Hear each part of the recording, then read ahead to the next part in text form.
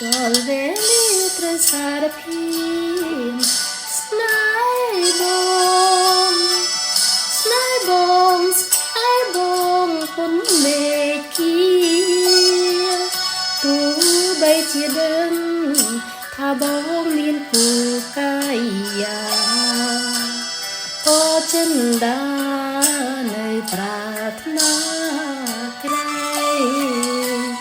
ដល់វេលាត្រូវសារភាពស្នេហ៍នាង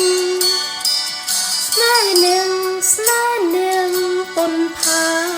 នដីទោះបីមានគូក៏ចិននៅតែបែបទៅដោយនិស្ស័យចាឲ្យប្រា